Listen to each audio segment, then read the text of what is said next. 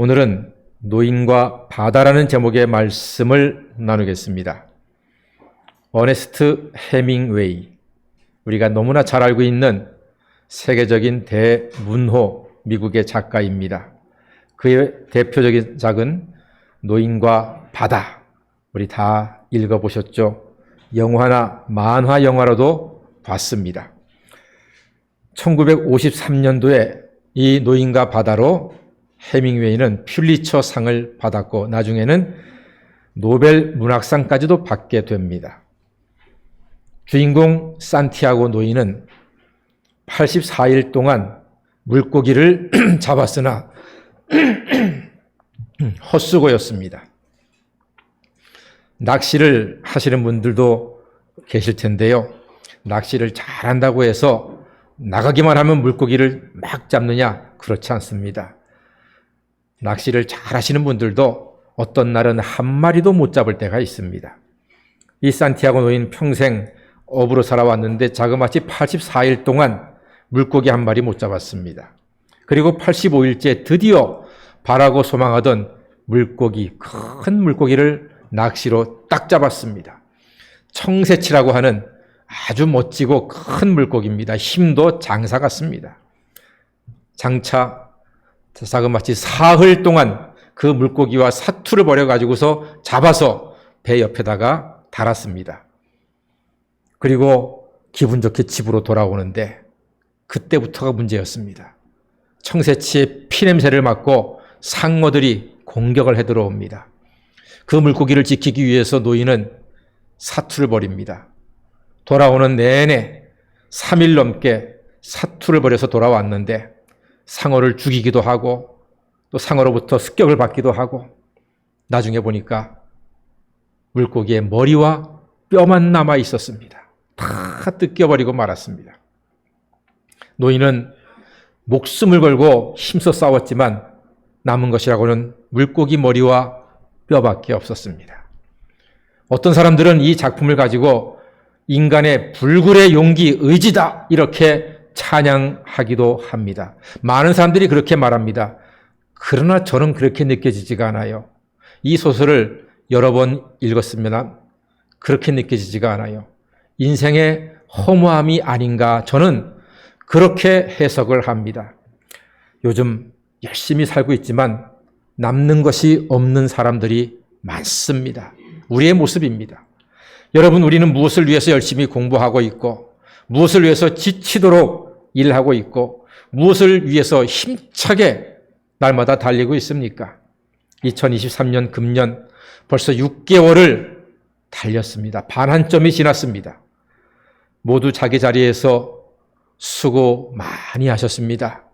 여러분들의 수고 위에 우리 주님께서 위로하시고 나머지 6개월도 달려갈 수 있는 힘을 주시기를 주님의 이름으로 간절히 축원합니다. 자, 산티아고 노인처럼 수고했는데 남은 것은 무엇입니까?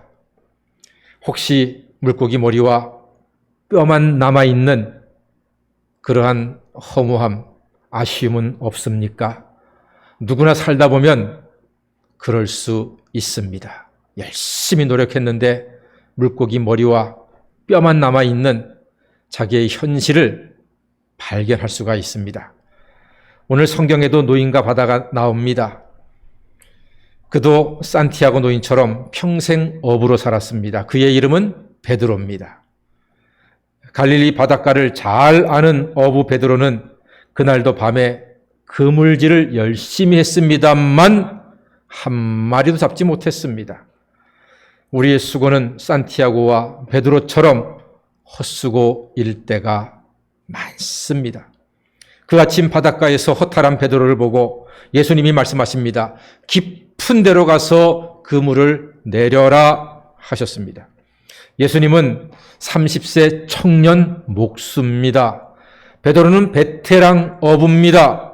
그런데 청년 목수 예수가 베테랑 어부 베드로에게 고기잡이를 가르치고 있습니다. 고기잡이를 말씀합니다.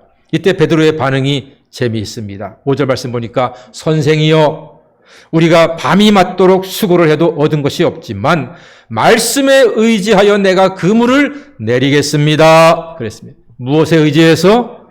말씀에 의지해서 그물을 내리겠습니다라고 대답을 합니다. 베드로가 그물을 내렸더니 결과는 놀랍습니다. 고기가요, 너무나 많아서 그물이 찢어질 정도가 되었고 근처에 있는 친구들까지 불러가지고 그 배에 채웠더니 배가 가라앉을 정도가 되었다고 성경이 말합니다. 여러분 놀랍지 않습니까? 그런데 좀 한편으로 이상하지 않습니까? 생각해 보세요. 같은 바다입니다. 같은 시간대입니다. 같은 사람입니다. 같은 그물입니다. 그런데 왜 결과는 이렇게 다릅니까? 이것이 오늘 우리가 풀어야 할 열쇠입니다. 자, 베드로가 무엇에 의지하여? 말씀에 의지하여 그물을 내렸습니다. 이 말은 주님 말씀을 듣고 순종했다는 뜻입니다. 그 결과 많은 물고기를 잡을 수 있었습니다. 여러분, 복 있는 사람은 잘 듣는 사람입니다. 여러분, 복 받고 싶으시면 말씀을 잘 들으시기를 바랍니다. 듣는 게 중요해요. 듣느냐 안 듣느냐에 따라서 그 사람의 영혼과 인생이 좌지우지 된다는 말입니다. 로마서 10장 17절에 믿음은 들음에서 난다고 했습니다. 듣는 게 첫 번째입니다.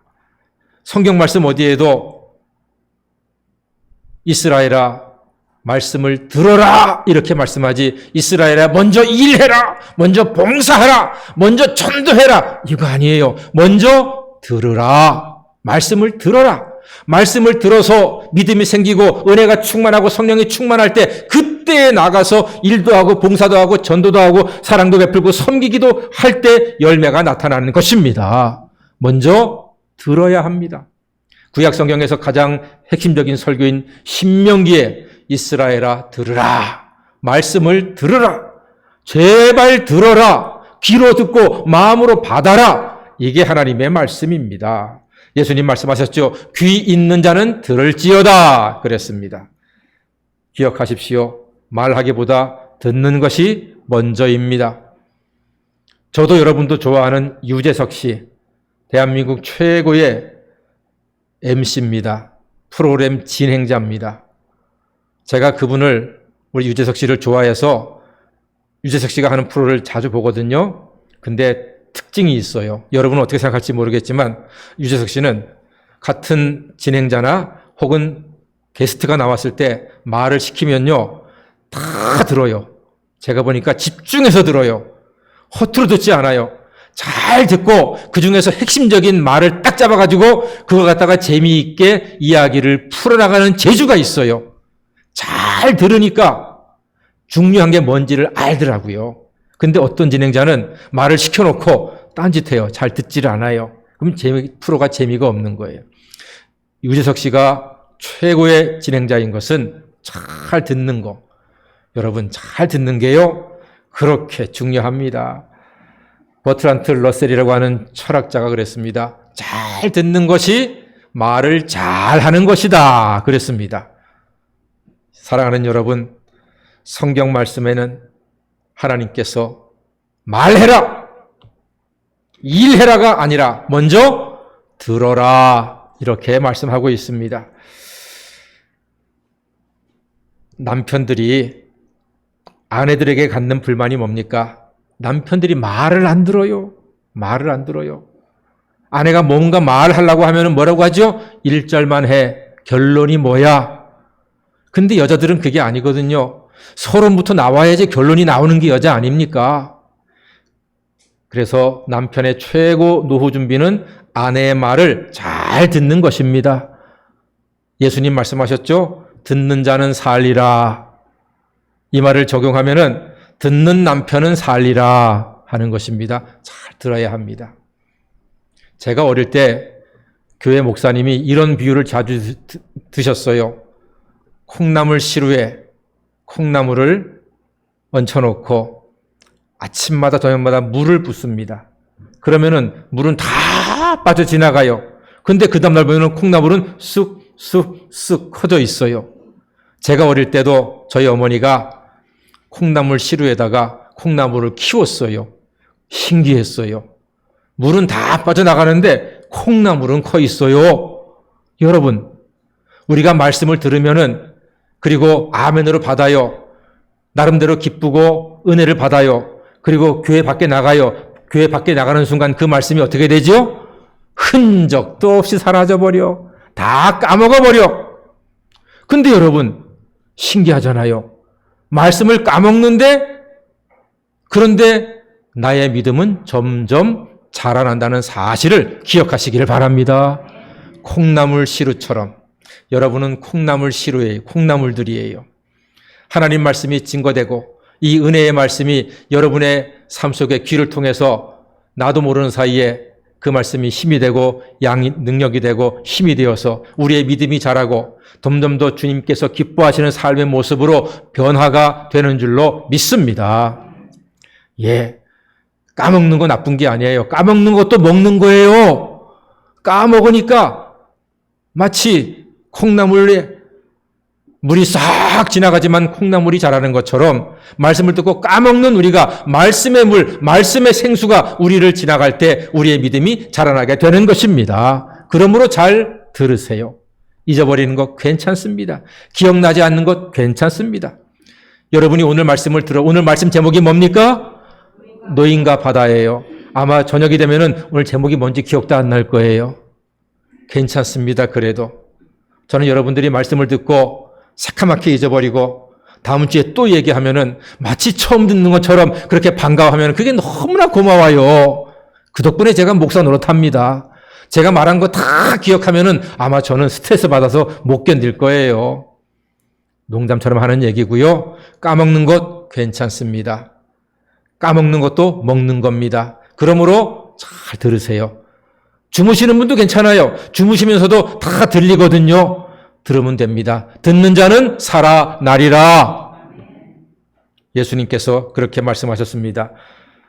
계시록 3장 20절에 볼지어다 내가 문 밖에 서서 두드리노니 누구든지 내 음성을 듣고 문을 열면 내가 그에게로 들어가 그로 더불어 먹고 그는 나로 더불어 먹으리라 했습니다. 말씀을 잘 듣는 사람, 예수님께서 그 마음에 찾아오셔서 우리와 함께 아름다운 복된 인생을 이루어 가실 줄로 믿습니다. 예수님의 말씀을 듣고 많은 물고기를 잡은 베드로의 고백이 이어집니다. 주여 나를 떠나소서 나는 죄인으로소이다 라고 고백을 했습니다. 베드로는 자기가 못한 일을 예수님 말씀에 순종함으로 이루자 자기의 죄를 고백합니다. 예수 만나기 전에는 베테랑 어부였던 자기 자신이 자랑스럽고 최고였지만 예수님의 능력을 보고 자기의 무능함을 깨닫자 죄를 고백하고 죄인을 떠나시라고 베드로가 고백을 합니다. 그러나 여러분 보십시오. 물고기 전문가 베드로가 목수였던 예수님의 말씀을 듣고 순종해서 물고기를 많이 잡은 것은 놀라운 일인데 이것보다 더 놀라운 것은 나를 떠나소서 나는 죄인으로소이다 하는 고백입니다. 이 말은 예수님을 밀어내는 말이 아닙니다. 예수님을 향해서 이제부터 가겠다. 이제부터 예수님을 믿겠습니다라고 하는 고백입니다. 바닷가에서 여러분 여름에 바닷가 한번 가시죠? 그러면은 파도가 쫙 밀려와요. 우리가 모래를 갖다가 이만큼 떠서 탁 끄집어내면은 파도가 밀려오면서 거기에 다시 물과 모래로 샥 채워집니다. 여러분 그런 거예요. 내 속에서 내가 죄를 떠서 나는 죄인으로소이다 하고 고백하고 내 죄를 고백하는 순간 이 마음속에는 은혜의 물결로 생명의 물결로 말씀의 은혜의 물결로 채워져서 우리가 참으로 복되고 아름다운 인생으로 나아가게 되는 줄로 믿습니다. 그러므로 나를 떠나소서 나는 죄인으로소이다 하는 것은 나의 죄악된 나의 인생의 한 부분을 포기하고 버릴 때 주님께서는 새 살로 새 은혜로 새 말씀으로 채워주시고 우리를 복된 사람으로 인도해 주시는 것입니다. 인생에서 중요한 것은 어디를 향해 가느냐, 누구를 믿느냐입니다.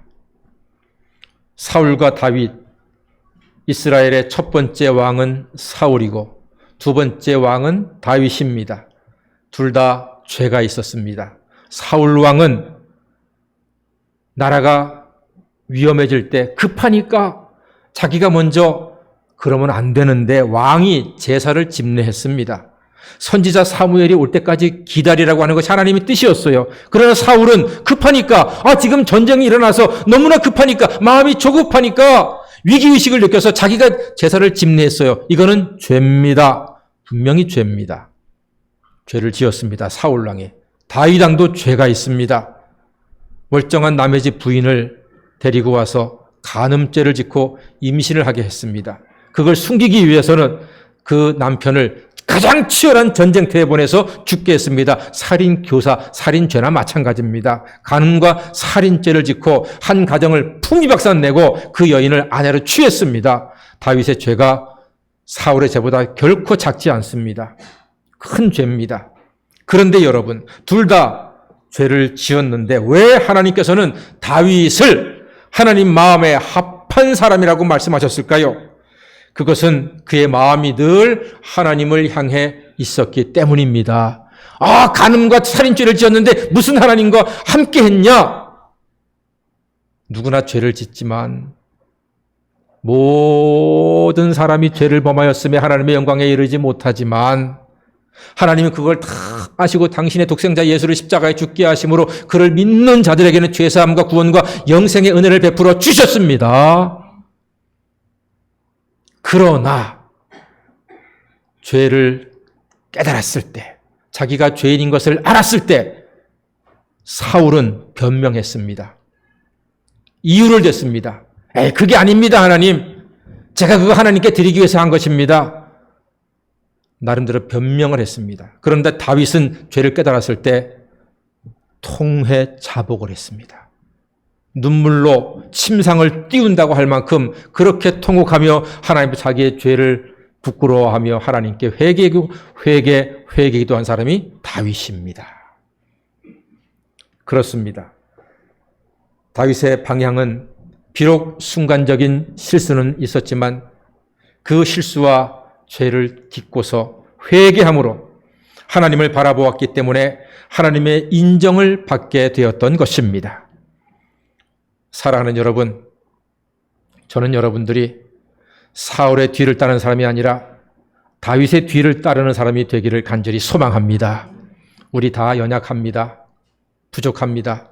예배 드릴 때는 다 천사의 얼굴하고 예배를 드리지만 바깥에 나가면은 때로는 분노도 하고 싸움도 하고 욕도 하고 저주도 하고 질투도 하고 힘들게 살아가는 것 아니겠습니까? 그러나 여러분, 우리의 연약함을 깨달았을 때 변명하지 마시고 다윗처럼 고백하고 회개함으로써 하나님께서 우리를 다시 품어주시고 안아주시고 새롭게 하시는 은혜를 날마다 누리시는 하나님의 사람이 되시기를 바랍니다. 베드로는 예수님의 부름으로 제2의 인생을 살게 됩니다. 죄를 고백하고 예수를 보는 베드로에게 예수님께서는 새로운 꿈을 주십니다. 이제 후로는 내가 사람을 취하리라 했습니다. 물고기 낚는 어부에서 사람 낚는 어부로 인생의 방향을 완전히 바꾸어 주셨습니다. 노인과 바다 소설 속 산티아고 노인은 죽을 고생해서 물고기를 잡아왔으나 뼈와 머리만 남은 물고기를 봐야 했습니다. 허탈감에 빠졌습니다. 소설 속의 산티아고는 죽도록 수고해도 남은 것이 없는 자기의 인생 앞에 절망한 해밍웨이 자신의 모습이 산티아고 노인의 모습이 아니었나, 저는 그렇게 해석을 합니다. 물론 여러분들께서는 다르게 해석하실 수도 있습니다. 해밍웨이는 실제로 위대한 작가입니다. 감히 우리 같은 사람이 범접할 수 없는 위대한 작가입니다. 그런데 61세가 되던 해 60이 넘어서는 소설이 잘 쓰여지지 않는 거예요. 누구를 위하여 종이 울리나, 잘 있거라 무기여, 이런 위대한 작품을 쓴 해밍웨이도 60이 넘으니까 작품이 안 돼가지고 너무 괴로웠어요. 그래가지고 61세가 되던 1961년 7월 2일 오늘 아침 그 절망감을 견디지 못하고 스스로 자기의 목숨을 버리게 되었습니다. 안타까운 일이 아닐 수가 없습니다. 그러나 제2의 바다의 노인인 베드로는 허탈한 순간에 예수의 말씀을 듣고 순종함으로 제2의 복되고 의미 있는 새로운 인생을 시작하게 된 것입니다. 질문 하나 드릴까요? 여러분은 해밍웨이의 삶을 가겠습니까? 베드로의 삶을 가겠습니까? 물론 오해는 하지 마십시오. 제가 해밍웨이를 폄훼해서 이런 비교 질문 드리는 것은 아닙니다. 저는 해밍웨이를 정말로 좋아하고 그의 작품을 읽을 때마다 감동을 많이 받습니다. 노인과 바다에서 그가 썼던 문장 한 문장이 그로 하여금 노벨 문학상을 받게 했습니다. 인간은 파괴될지언정 패배하지 않는다. 이 놀라운 문장이 노벨 문학상을 받게 한 위대한 문장입니다. 그 말에 전적으로 동의합니다. 우리는 깨질 수 있습니다. 넘어질 수 있습니다. 다칠 수도 있습니다. 그러나 인생에서 패배하지는 않습니다. 해밍웨이가 자기가 쓴 그 문장처럼 살기 위해서 예수 그리스도를 바라봤다면 얼마나 좋았을까 하는 아쉬움이 저에게는 남아 있습니다. 61세, 너무나 젊으신 나이에 세상을 떠났습니다. 그가 20년만 더 살았더라면 얼마나 위대한 문학 작품을 더 많이 우리에게 남겨주었을까 하는 아쉬움, 이 아쉬움이 저에게는 남아 있고요. 단지 영적인 아쉬움 때문에 오늘 해밍웨이와 베드로를 비교하고 있습니다. 여러분, 산티아고 노인처럼 열심히 수고했으나 얻는 것이 없는, 내가 무엇을 위해 살았나, 나에게 남겨진 것이 무엇인가 하는 절망감과 허무함을 우리는 가질 수가 있습니다. 그러나 여러분, 오늘 우리 말씀을 통해서 분명히 봤습니다. 베드로는 밤이 새도록 수고했으나 얻은 것이 없을 때 예수님 말씀대로 그물을 내렸더니 풍성한 결실을 거두었다고 하나님께서 오늘 우리에게 가르쳐 주셨습니다. 우리 일생 살아가면서 하나님 말씀에 귀를 기울이시고 하나님 말씀을 따를 때 해밍웨이처럼 위대한 작가는 못 될지라도 적어도 우리 인생 속에서 내 작은 인생의 연못에서 주님을 기쁘게 하고 주님과 함께 동행하며 주님이 주시는 은혜를 누리며 여러분의 연못을 아름답게 가꾸며 살아가시는 복된 사람들 다 되시기를 주님의 이름으로 간절히 축원합니다. 아멘. 기도하겠습니다. 사랑의 주님, 연초부터 연말까지 주님의 말씀을 잘 듣고 주님과 동행하여 주님이 주시는 귀한 열매를 선물로 받아 누리는 하나님의 자녀가 되게 하여 주시옵소서. 예수님의 이름으로 기도합니다. 아멘.